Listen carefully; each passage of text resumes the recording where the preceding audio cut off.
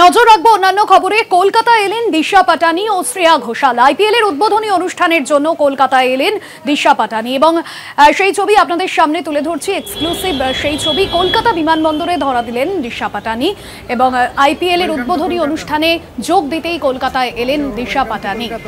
এবং এই মুহূর্তে শ্রেয়া ঘোষাল তিনিও এসেছেন এবং কলকাতা বিমানবন্দরে এই মুহূর্তে সেই ছবি আপনাদের সামনে তুলে ধরছে এবং এখান থেকেই সরাসরি আইপিএল এর উদ্বোধনী অনুষ্ঠানে যোগ দিতে চলেছেন দিশা পাটানি ও শ্রেয়া ঘোষাল।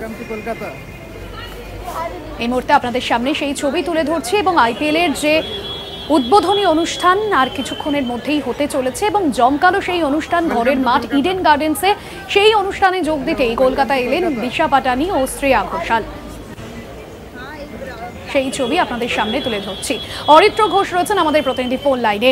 অরিত্র, কলকাতা বিমানবন্দরে দিশা পাটানি ও শ্রেয়া ঘোষাল এবং এখান থেকেই আইপিএল এর উদ্বোধনী অনুষ্ঠানে যোগদান করবেন তারা। এই মুহূর্তে কি খবর পাচ্ছ, কি ছবি উঠে এলো?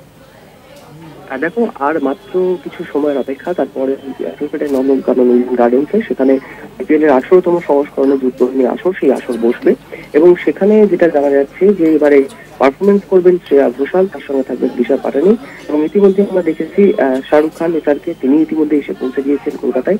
যেটা এখনো পর্যন্ত জানতে পারা যাচ্ছে যে বিমানবন্দর থেকে নেমেই তারা সরাসরি রওনা দেবেন ইডেন গার্ডেন্সের উদ্দেশ্যে, কারণ সন্ধ্যা 6টার সময়ের মধ্যেই যে উদ্বোধনী অনুষ্ঠান শুরু হওয়ার কথা রয়েছে। সেখানে শ্রেয়া ঘোষালের সুরের জাদুতে মাতবে যে সমস্ত ক্রীড়াপ্রেমী দর্শক, তারা ইডেন গার্ডেন্সে উপস্থিত থাকছেন। এছাড়াও দিশা পাটানির ডান্স পারফরমেন্স রয়েছে আইপিএল এর উদ্বোধনী অনুষ্ঠানে এবং সেই অনুষ্ঠানের শুরুতেই তারা ইতিমধ্যে এসে পৌঁছে গেলেন কলকাতা বিমানবন্দরে এবং সেখান থেকেই সরাসরি রওনা দেবেন ইডেন গার্ডেন্সের উদ্দেশ্যে। ধন্যবাদ জানাবো। অরিত্র ঘোষ ছিলেন আমাদের প্রতিনিধি ফোন লাইনে। Hello, welcome to Kolkata.